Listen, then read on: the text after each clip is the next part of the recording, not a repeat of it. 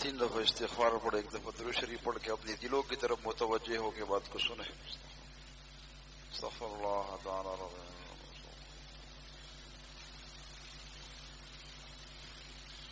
اللہ اکبر کبیرا والحمد للہ کثیرا وسبحان اللہ بکرۃ واصیلا سبحان الابد الابد سبحان الواحد الاحد سبحان الفرد الصمد سبحان رافع السماء بغیر عمد سبحان من بسط الارض على ماء جمد سبحان من خلق الخلق فاحصاهم عدد سبحان من قسم الرزق ولم ينس احد سبحان الذي لم يتخذ صاحبة ولا ولد سبحان الذي لم يلد ولم يولد ولم يكن له كفوا أحد سبحانك لا علم لنا إلا ما علمتنا إنك أنت العليم الحكيم رب اشرح لي صدري ويسر لي أمري واحلل عقدة من لساني يفقهوا قولي رب زدني علما وارزقني فهما رب زدني علما وارزقني فهما رب زدني علما وارزقني فهما اما بعد فاعوذ بالله من الشيطان الرجيم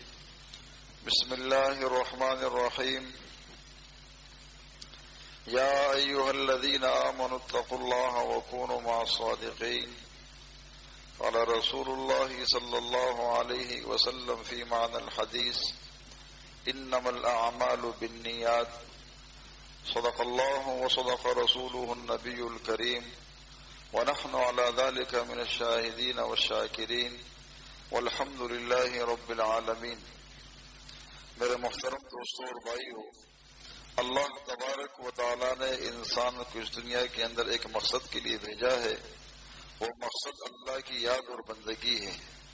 اب جو بھی انسان اس دنیا کے اندر رہتے ہوئے اپنے اس مقصد کے اوپر چلتا ہے، یعنی اللہ تبارک و تعالیٰ کی احکامات کی تعمیل کرتا ہے اور حضور صلی اللہ علیہ وسلم کی سیرت اور حضور صلی اللہ علیہ وسلم کی صورت کو اختیار کرتا ہے، اللہ تبارک و تعالیٰ ایسے انسان کو کامیاب فرماتے ہیں۔ کامیابی جس چیز سے ملتی ہے اس کو ایمان اور تقوی کہتے ہیں۔ ایمان کی ترقی تقوی سے ہوتی ہے اور تقوی حاصل ہوتا ہے اللہ والوں کی صحبت سے۔ یہ انسان خود متقی نہیں بن سکتا، اس لیے کہ انسان کے اندر اللہ تبارک و تعالیٰ نے ایک چیز رکھی ہے، ایک مادہ رکھا ہے کہ وہ اثر کو قبول کرتا ہے، وہ اثر کو قبول کرتا ہے، لیکن اس کے لیے شرط یہ ہے کہ جہاں بھی جائے تو سب سے پہلے اپنی نیت کو درست کر کے جائے، اپنی نیتوں کو درست کر کے جائے۔ جب یہ اپنی نیت کو درست کرتا ہے اور پھر یہ اس کام کے آگے نکلتا ہے، قدم بڑھاتا ہے، تو اللہ کی معیت، اللہ کی مدد، اللہ کی نصرت اس کے ساتھ شامل حال ہو جاتی ہے۔ ہمارے مشائخ کی آپ دیکھیں کہ جو لوگ ایسے بھی اللہ والے ہیں، اللہ والوں کی صحبتوں میں ایسے لوگ بھی آئے ہیں جو امتحان کی غرض سے بھی آئے ہیں۔ کس کے؟ امتحان کی غرض سے بھی آئے ہیں، لیکن ان کو اس وقت فائدہ نہیں ہوا جب وہ اس نیت سے آئے ہیں، اپنی نیت کی تصحیح کر کے آئے ہیں، اپنی نیت کی اصلاح کر کے آئے ہیں اور اخلاص کے ساتھ جب وہ آئے تو اللہ تبارک و تعالیٰ نے ان کی دلوں کے کایا کو پلٹ دیا۔ مولانا امین صفدر اکاڑوی رحمۃ اللہ علیہ کا نام سنا ہوگا۔ جب حضرت لاہوری رحمۃ اللہ علیہ کا کشف عام ہوا، جب ان کا کشف عام ہوا تو انہوں نے کہا کہ میں بھی چل کے دیکھتا ہوں کہ حضرت کو کیسا کشف ہوتا ہے، حضرت لاہوری رحمۃ اللہ علیہ کو کشف کیسے ہوتا ہے۔ تو انہوں نے کچھ پل خریدے، کچھ حلال پیسوں کے، کچھ مشتبہ مال کے، حرام مال کے۔ تو حضرت لاہوری رحمۃ اللہ علیہ کی جب سامنے آئے، ان کی مجلس میں حاضر ہوئے تو انہوں نے وہ تیلا پیش کیا۔ حضرت لاہوری رحمۃ اللہ علیہ نے اس میں سے پل اٹھائے، ایک دانہ ان کے سامنے رکھا، ایک اپنے سامنے، ایک ادھر پھینکتے رہے، ایک اپنے سامنے۔ جب دیکھا تو سارے حلال مال اس طرف تھا، حرام اس طرف۔ تو حضرت امین صفدر اکاڑوی رحمۃ اللہ علیہ اس وقت اس سلسلے سے وابستہ نہیں تھے، تو انہوں نے کہا کہ حضرت مجھے بیعت کر لیں۔ کیا کہا؟ مجھے بیعت فرما لیں۔ تو حضرت لاہوری رحمۃ اللہ نے فرمایا کہ اب بیعت نہیں کروں گا، اس لیے کہ ابھی تم امتحان کی غرض سے آئے تھے. کس کی غرض سے؟ امتحان کی غرض سے آئے تھے. دوبارہ جاؤ اپنی نیت کی اصلاح کر کے آؤ. کیا کرو؟ اپنی نیت کی اصلاح کر کے آؤ. اکاڑا جاؤ اور اکاڑے سے یہ نیت لے کر آؤ کہ میں اپنی اصلاح کی غرض سے جا رہا ہوں تاکہ مجھے اللہ کی محبت مل جائے، اللہ کی معرفت مجھے نصیب ہو جائے. تو دوبارہ وہ حضرت ان کی خدمت میں حاضر ہوئے تو اللہ تبارک و تعالیٰ نے ان کے دل سے بھی وہ دوری اور غفلت کے پردے ہٹا دیے. اللہ نے ان کو بھی حضوری نصیب فرما دی. تو یہ اللہ والوں کی صحبتیں بڑی عجیب ہوتی ہیں. ہمارے حضرت شیخ رحمۃ اللہ علیہ فرمایا کرتے تھے کہ ہمارے شیخ خواجہ نور بخش رحمۃ اللہ علیہ فرمایا کہ حیدرآباد میں آئے تھے، پلیٹ فارم پہ گئے، ایک جگہ پر ایک مسجد میں ان کا پروگرام تھا. تو چونکہ ریل گاڑی کے اندر جو ہوتے ٹی ٹی جو ٹکٹ چیک کرتے ہیں، ایک تو حضرت صاحب سے بیت تھا اور دوسرا اس کا ساتھی تھا. اس نے کہا کہ چلو تم بھی ہمارے شیخ آئے ہوئے ہیں، آپ بھی ان سے ملنے چلتے ہیں، آپ بھی ان سے بیت ہو جائیں. تو انہوں نے کہا کہ اس لیے وہ دوست تھے، آزاد تھے. تو کہا کہ میں تو چلا جاؤں گا لیکن جو میں رشوت لیتا ہوں وہ نہیں چھوڑوں گا. آپ کے کہنے میں بیت تو ہو جاؤں گا. جو حرام خوری، رشوت خوری اور سنیمت بینی، حقہ بیڑی، یہ سارا کام میں کرتا رہوں گا. تو جب گئے حضرت کے سامنے بیٹھے، حضرت خواجہ نور بخش رحمۃ اللہ علیہ بڑے عجیب آدمی تھے، وہ بھی صاحب کشف تھے. ان کو وہ وعظ کرنے سے پہلے حضرت اپنا سر جھکاتے تھے. جب یوں انہوں نے سر اٹھایا تو بیان یہاں سے شروع کیا. فرمایا فقیروں، مکی دو قسم کی ہوتی، مکی دو قسم کی ہوتی ہے. ایک شید کی مکی ہوتی ہے، ایک عام مکی ہوتی ہے.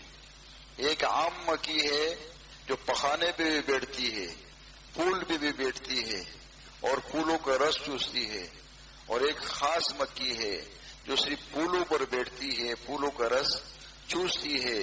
اور اگر وہ پانی پیتے تو ٹوٹی کے اوپر بیٹھ کے اپنا منہ اس حلقے کے اندر ڈال کے وہاں سے قطرہ نکالتی، نیچے جو پانی گرا ہے اسے وہ پانی نہیں پیتی.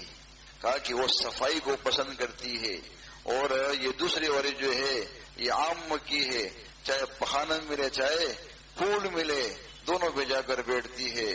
تو فرمایا کہ جو عام مکی ہے اس کو مارنے کے لوگ سپرے کرتے ہیں، اور یہ جو خاص مکی ہے جو جس کی وجود سے، اس پاکی کی وجہ سے اللہ تبارک و تعالی اس کی وجود سے شہد کو پیدا کرتے ہیں، اس کو شہد کو پیدا کرتے ہیں جس کے اندر لوگوں کے لیے اللہ نے شفا رکھی ہے. تو آپ نے فرمایا فقیروں بتاؤ کون سی مکی بننا چاہتے ہو؟ خاص مکی بننا چاہتے ہو یا عام مکی بننا چاہتے ہو؟ تو شخص کی تو آنکھیں کھل گئی. اس نے کہا میں تو آیا تھا اسی غرض سے کہ بیت تو میں کر لوں گا اپنے دوست کے کہنے پہ، لیکن کام سارے اپنے الٹے جو وہ کروں گا. انہوں نے کہا کہ حضرت میری توبہ ہے. کیا ہے؟ میں صحیح توبہ کرنے کے لیے آیا ہوں. تو جو بندہ صحیح توبہ کرنے کے لیے آتا ہے تو اللہ تبارک و تعالیٰ اس کے لیے پھر راستے کھول لیتے ہیں.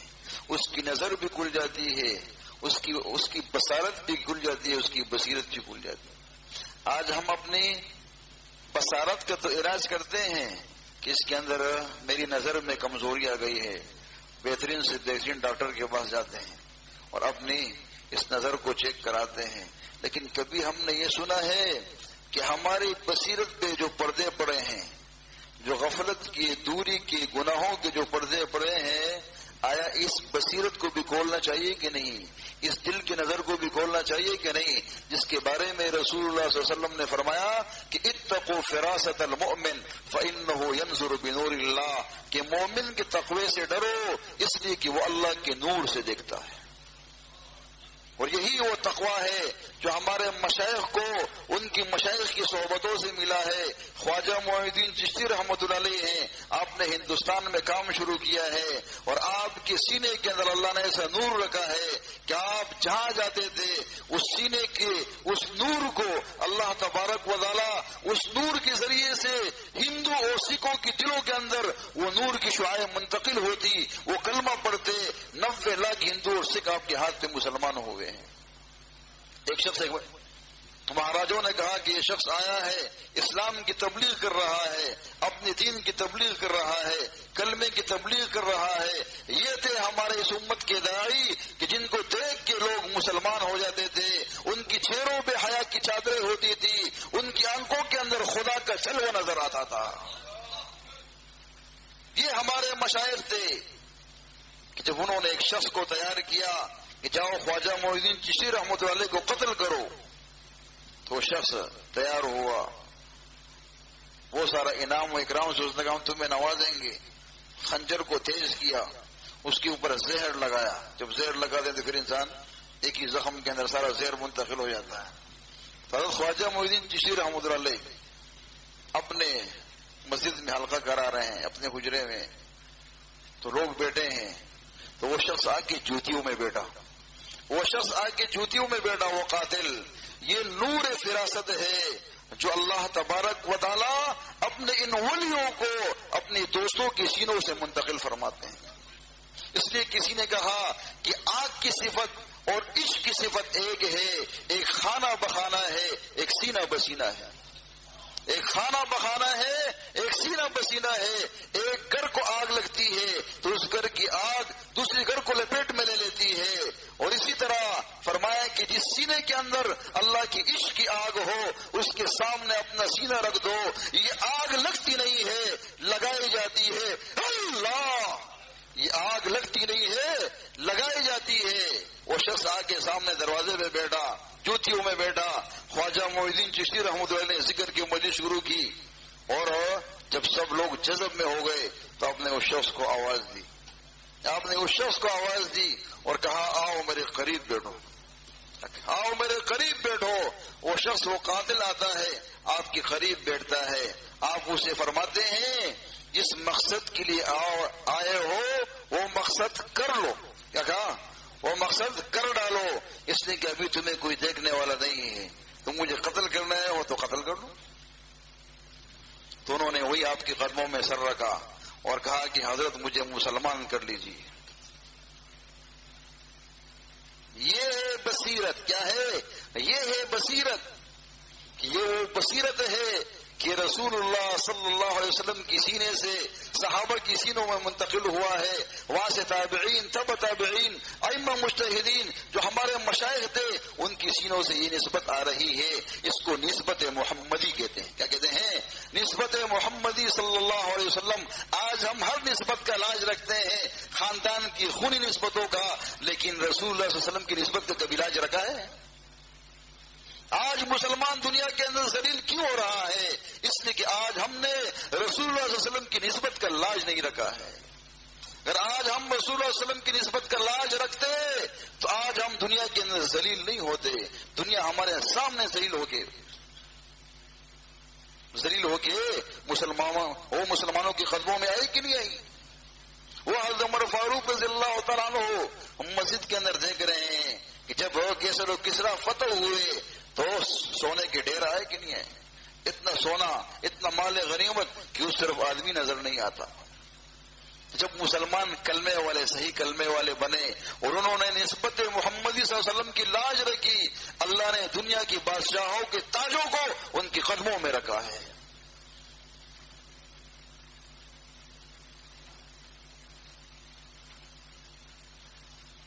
اس لیے امام شاہ ولی اللہ رحمۃ اللہ علیہ فرمایا کرتے تھے، اے مغل بادشاہو، مجھے معلوم ہے کہ تمہارے خزانوں کے اندر ہیرے اور جواہرات ہے۔ خدا کی قسم، اللہ نے ولی اللہ کو وہ دل دیا ہے کہ تمہارے تمام خزانے، ہیرے اور جواہرات اس دل کی قیمت ادا نہیں کر سکتے۔ مومن بندے کا دل یہ عرش ہے، قلب المؤمن عرش اللہ۔ مومن بندے کا دل یہ اللہ کا عرش ہے۔ جب یہ اس کے اوپر اللہ کا ذکر کرتا ہے تب جا کے یہ اللہ کا عرش بنتا ہے۔ آج ہم نے دنیا کی رنگینیوں کے اندر گئے ہیں، آج ہمیں وہ کیفیت نصیب کیوں نہیں ہے؟ اس لیے کہ ہماری نظروں کے اندر خیانت ہے۔ آج اگر ہماری نظر پاک ہو جائے، اب عثمان غنی رضی اللہ عنہ کی مجلس میں ایک شخص آیا، فرماتے ہیں کہ تمہاری آنکھوں سے زنا ٹپک رہا ہے، تمہاری آنکھوں سے زنا ٹپک رہا ہے۔ تو آج ہماری آنکھوں سے زنا ٹپکتا ہے کہ نہیں؟ اگر اپنے آپ کو بچاتے ہیں تو پھر بھی اگر بڑا موبائل ساتھ ہے تو پھر بھی اس کے اندر گھس جاتے ہیں. کیا اس کے اندر گھس جاتے ہیں کہ نہیں گھستے ہیں؟ تو وہ نظر لگتی ہے کہ نہیں لگتی؟ تو اس کی وجہ سے دل کا نور ہو جاتا ہے کہ نہیں جاتا ہے؟ تو اس لیے ایمان کی حلاوت کس میں ہے؟ ایمان کی حلاوت اپنی نظر کے بچانے میں ہے، اپنی نظر کی حفاظت میں ایمان کی حلاوت ہے. عبادت کی لذت ہے. کیا ہے؟ آج ہماری عبادتیں بے لذت ہے، پیکی ہے. آج ہمیں ایمان کی حلاوت نصیب نہیں. بنی اسرائیل کے اندر ایک شخص، اس سے اللہ کی نافرمانی ہو گئی. اس نے سنا تھا کہ اللہ کی نافرمانی کی سزا ہوتی ہے. کہا کہ 1 سال ہو گیا، جو نعمتیں اللہ کی برس رہی ہے، جو اللہ تبارک و تعالیٰ جو نعمت دے رہے تھے وہ ساری مجھے مل رہی تھی، پتہ نہیں اس گناہ کی سزا کہاں ہے. تو ان کو آواز آئی، جب سے تم نے وہ نافرمانی کی ہے ہم نے تمہاری عبادت سے وہ لذت اٹھا لی ہے، ہم نے تمہاری عبادت سے وہ لذت اٹھا لی ہے. آج تم عبادت تو کرتے ہو لیکن جو لذت تمہیں اس گناہ سے پہلے حاصل تھی اس گناہ کے بعد وہ تمہیں وہ لذت حاصل نہیں ہے. اس لیے حضرت فضیل بن عیاض رحمۃ اللہ علیہ فرمایا کرتے تھے، جب مجھ سے کوئی ایک خطا ہوتی ہے، ایک نافرمانی ہوتی ہے، اس خطا کا اثر سب سے پہلے میں اپنے ذات میں دیکھتا ہوں، اپنے گھر میں دیکھتا ہوں. اس دن میری گھر والی میری نافرمان ہوتی ہے، میرے بچے میرے نافرمان ہوتے ہیں، حتیٰ کہ میری سواری بھی میری نافرمان ہوتی ہے. تو اپنے ایمانوں کی حفاظت کریں. کیا کریں؟ ایمانوں کی حفاظت کرے. یہ مجلسیں یہ اس دور کے اندر نعمت عظما ہے. کیا ہے؟ نعمت عظما ہے. ہمارے مشائخ نے محنتیں کی ہے، ان لوگوں نے لاکھوں میل سفر کیے ہیں، ہزاروں میل سفر کیے ہیں، اپنے مشائخ کے پاس گئے ہیں، ان کی قدموں کے اندر انہوں نے 10-10 سال 20-20 سال 40-40 سال گزارے ہیں، جب اللہ نے ان کی سینوں کو روشن کیا ہے. آج ہم نے کون سی قربانی دی؟ ہر چیز مہیا ہے، سواری مہیا ہے، ہر چیز مہیا ہے، پھر کہتے ہیں کہ آنے میں جو نا بس پریشانی ہو جاتی. اس لیے ہمارے حضرت شیخ رحمۃ اللہ علیہ فرمایا کرتے تھے کہ ذکر کا ناغہ یہ روح کا فاقہ ہے. کیا ہے؟ ذکر کا ناغہ روح کا فاقہ ہے.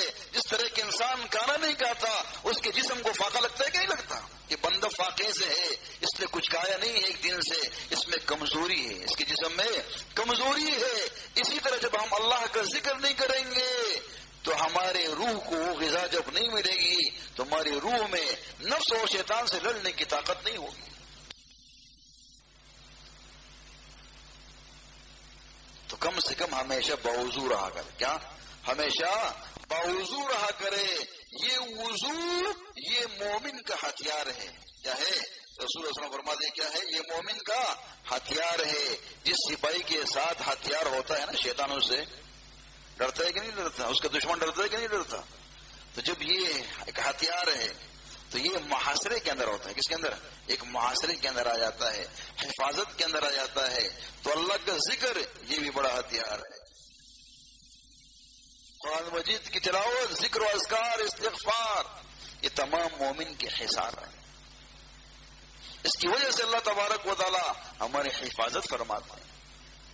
تو ہم ان چیزوں سے کیوں غافل ہیں؟ جو آسان چیزیں ہیں، جو ہم ہر وقت کر سکتے ہیں، کم سے کم وہ تو کریں.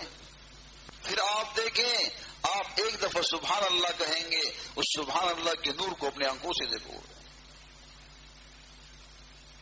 آج ہم کہتے ہیں 5000 مرتبہ اللہ اللہ کہو کہ بہت مشکل ہے. 5000 مرتبہ اللہ اللہ کہو بہت مشکل ہے. صدیق اکبر رضی اللہ تعالیٰ عنہ روزانہ 1,00,000 دفعہ لا الہ الا اللہ پڑھتے تھے. بعض نے کہا کہ نہیں، ہر نماز کے بعد لا الہ الا اللہ 1,00,000 دفعہ پڑھتے تھے. تو کم سے کم ہم اگر 1,00,000 دفعہ نہیں تو 70,000 دفعہ نہیں، یہ 25,000 مرتبہ، 24,000 مرتبہ. ہمارا تو خواجہ خان محمد صاحب رحمۃ اللہ کی خانقاہ میں تھے فقیر، تو حضرت نے فرمایا جو میرے شیخ تھے وہ روزانہ 24,000 مرتبہ اللہ اللہ کیا کرتے تھے. کتنی دفعہ؟ 24,000 مرتبہ. فرمایا کہ ایک انسان 1 گھنٹے میں 1000 دفعہ سانس لیتا ہے. کتنی دفعہ؟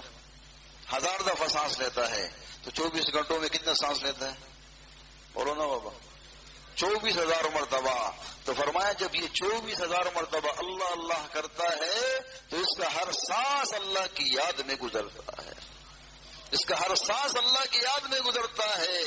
اس کی وہ فرمایا کہ جو ہمارے شیخ تھے سردی کے موسم کے اندر پہلے لوگ تھے، قوی لوگ تھے، تو فرمایا کہ دیسی گھی استعمال کرتے تھے، گھی کا استعمال فرماتے تھے بس ناشتے میں. تو فرمایا کہ اس گھی کو آگ سے گرم نہیں کرتے تھے بلکہ دل کے اندر اتنی گرمائش تھی جب گھی استعمال کرنا ہوتا تو وہ کٹورا اپنے دل پہ رکھتے ہوں، اللہ اللہ، وہ گھی ابلتا. یہ اندر کی تاثیر ہے. کیا ہے؟ یہ دل کی ایک تاثیر ہے. یہ عشق کی آگ ہے. کیا ہے؟ یہ عشق کی آگ ہے. اس کو حاصل کرو. یہ گناہوں کو جلا کے رکھ دیتی ہے. جس طرح یہ دنیا کی آگ جو ہے گھروں کو جلا دیتی ہے، اللہ کی عشق کی آگ جو ہے یہ گناہوں کو جلا دیتی ہے. میرے بھائیو ذکر کے اہتمام کریں، اس کی بڑی برکات ہے، اس کی بڑی برکات ہے. ہمارے مشائخ نے تو اس کا اتنا اہتمام کیا ہے. حضرت شیخ زکریا صاحب رحمۃ اللہ علیہ نے مولانا یوسف بندوری رحمۃ اللہ علیہ کو اور مولانا مفتی شفیع صاحب رحمۃ اللہ علیہ کو خطوط لکھے ہیں کہ اپنے مدارس کے اندر ذکر کا اہتمام کرو. کیا فرمایا؟ اپنے مدارس کے اندر ذکر کے حلقات کا اہتمام کراؤ طلباء سے. فرمایا کہ سہارنپور کے اندر میں اپنے مدرسے کے اندر ذاکرین کی ایک الگ جماعت ہے، ان کا جو خرچہ ہے وہ میں ایک طرف کرتا ہوں مدرسے سے الگ.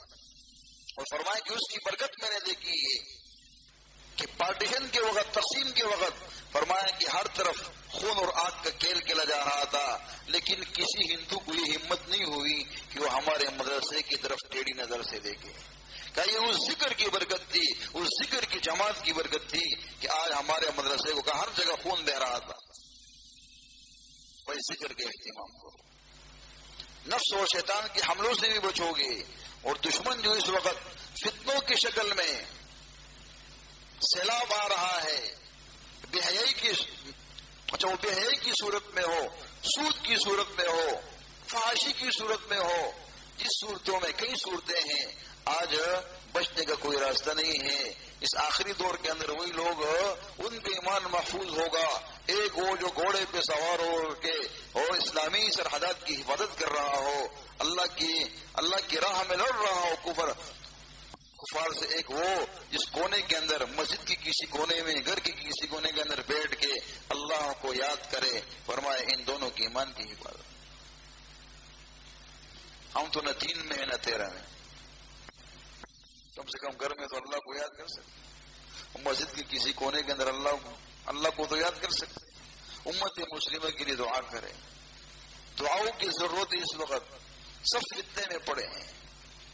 اس فتنوں سے بچنے کا حل یہی ہے کہ ہم اللہ کا ذکر کریں. اور جو ذکر کرنے والے ہیں، مثل الذی یذکر ربہ والذی لا یذکر ربہ مثل الحی والمیت. اس کی مثال کس کی ہے؟ زندہ کسی ہے.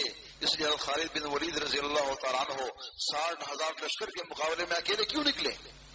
اس نے فرمایا کہ میں زندہ ہوں. اس کی مثال مردے کی ہے. تو کہا مردہ 60,000 مردے ایک زندے سے کہاں لڑ سکتے ہیں؟ ان کی ایمان کے اندر طاقت. وہ جو کلمہ پڑھتے تھے، کلمے کا نور سینے میں منتقل ہو جاتا. آج ہمارا کلمہ ہماری زبان سے نیچے نہیں اترتا.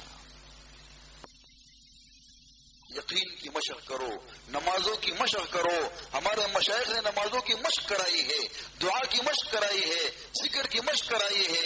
اس لیے مولانا الیاس رحمۃ اللہ علیہ فرمایا کرتے تھے، جب تم نماز پڑھو، نماز سے پہلے یہ نیت کرو کہ میں رسول اللہ صلی اللہ علیہ وسلم والی نماز پڑھ رہا ہوں.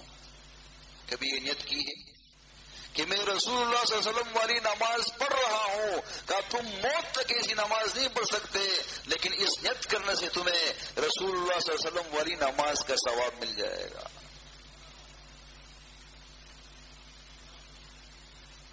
تو دعاؤں کا اہتمام کرنا چاہیے. دعاؤں کا اہتمام کرنا چاہیے. آج ہمارے ساتھی ہم جو ذکر و اذکار کرتے اٹھ جاتے ہیں، نہیں، جو اپنے ذکر و اذکار کیے اس کو ہدیہ کریں، احسان ثواب کریں. بعض ساتھی نے مجھے کہا میں تو ذکر کر، میں نے کبھی اس کو ہدیہ کیے؟ ہدیہ نہیں. ہدیہ کرنے سے بزرگوں کی ارواح متوجہ ہو جاتی ہے. اس کو آپ رسول اللہ صلی اللہ علیہ وسلم کو ہدیہ کریں.